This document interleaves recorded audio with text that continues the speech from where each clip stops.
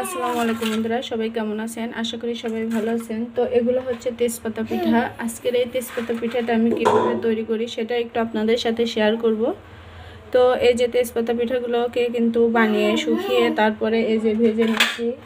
তো তাহলে চলুন বন্ধুরা, ভিডিওটি শুরু করা যাক কীভাবে তেজপাতা পিঠাটি আজকে ভাত দিয়ে তৈরি করি। একদম মুসমুসে একটি পিঠা, খেতে দুর্দান্ত লাগে। এই যে, তো বেশি কথা না বলে তাহলে ভিডিওটি শুরু করা যাক।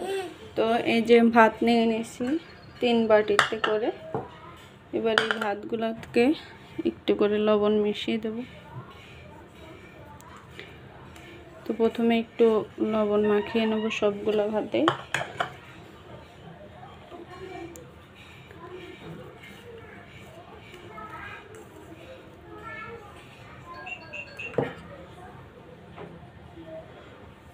তো বন্ধুরা, আপনারা পুরো ভিডিওটা দেখবেন স্কিপ না করে, কিভাবে আমি এই তেজপাতা পিঠাটা বানাই। তো মাখিয়ে নিলাম। তো একটাতে আমি, আমার কাছে যেহেতু হলুদ কালারটা নাই, তাই আমি এখানে একটু হলুদ দিয়ে দেব।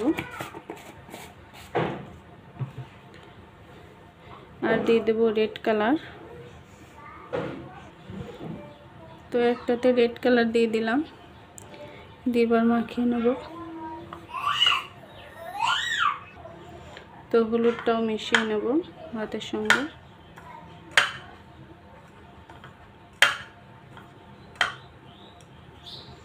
তো এই যে আর একটা সাদা রাখলাম। এবার আমি প্রথমে সাদা ভাতগুলো দিয়ে তেজপাতা পিঠাটা বানাবো। তো এখানে ভাত নিয়ে নিলাম।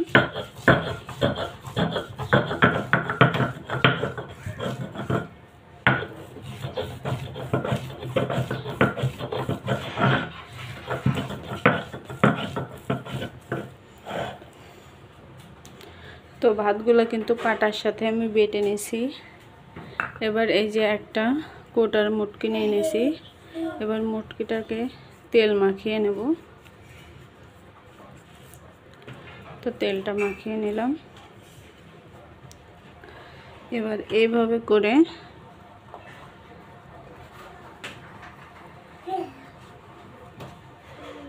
পিঠাটাকে উঠিয়ে নেব।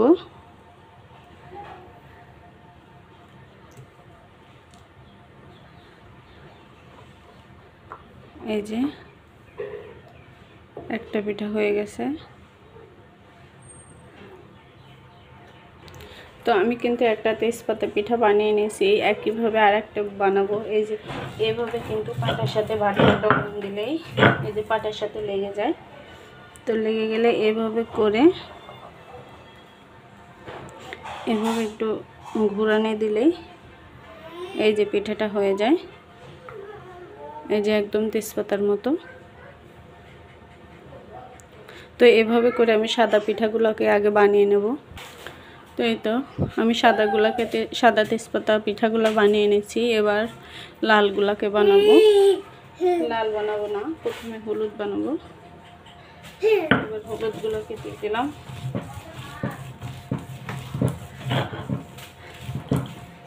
প্রসেসে একইভাবে এইভাবে বেটে নেব। তারপরে এইভাবে একটু তেল মাখিয়ে এইভাবে দিয়ে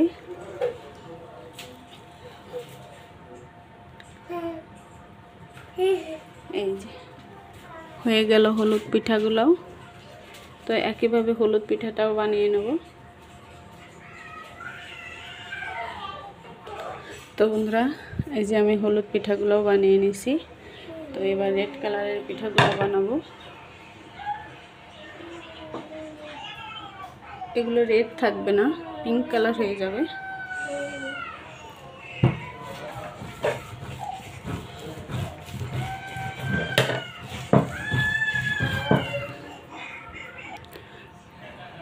তো এই যে ভাতগুলোকে বেটে নিয়েছি। সেম প্রসেসেই সব পিঠাগুলোই বানাতে হবে। এইভাবে দিয়ে এভাবে উঠিয়ে নেব। এটা একটু পাতলা হয়ে গেছে। তবে পাতলা হলেই বেশি ভালো হয় পিঠাগুলো, শুকায় তাড়াতাড়ি। আর একটা বানিয়ে দেখাই।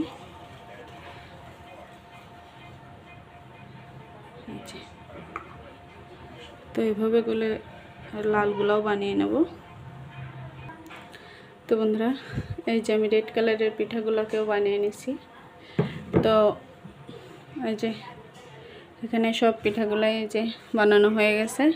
তো এবার আমি রোদে শুকাতে দেব একদিন। তো রোদে শুকায় তারপর আপনাদেরকে দেখাবো কেমন হয়েছে পিঠাগুলো, তারপরে ভেজেও দেখাবো। আর এই ভাতের এই তেজপাতা পিঠাটা খেতে কিন্তু ভীষণ মজা লাগে। আমরা কিন্তু অনেক সময় অনেক ভাত নষ্ট করি, নষ্ট না করে এইরকম সহজে কিন্তু এরকম তেজপাতা পিঠাটা বানিয়ে খাওয়া যায়। তো রোদে শুকাতে দেব। এই যে আমার তেজপাতা পিঠাগুলো এই যে আমি পুরো একদিন রোদে দিয়ে শুকিয়ে এনেছি। তো এবার এগুলোকে একটু ভেজে দেখাবো কেমন হয়। তো এই যে চুলাতে একটা প্যান বসিয়ে দিয়েছি। এবার প্যানে দিয়ে দেবো তেল।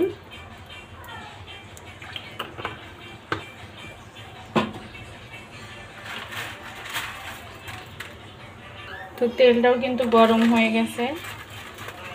এবার পিঠা দিয়ে দেবো।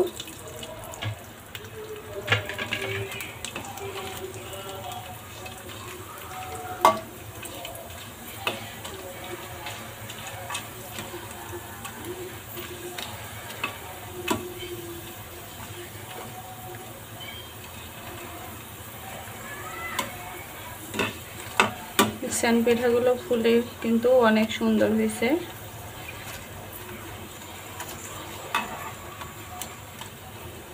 তো পিঠাগুলো হয়ে গেছে, উঠে নেব।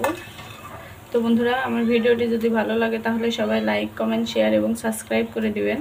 দেখা হবে পরবর্তী অন্য কোনো ভিডিওতে। এ পর্যন্ত সবাই ভালো থাকবেন, সুস্থ থাকবেন। আল্লাহ হাফেজ।